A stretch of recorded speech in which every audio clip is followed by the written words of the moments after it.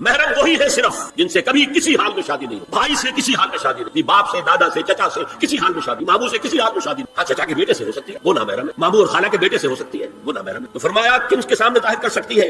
الا لبعولتہن، سب سے بڑھ کر تو شوہر، اور آبائہن، اور آپ نے باپ۔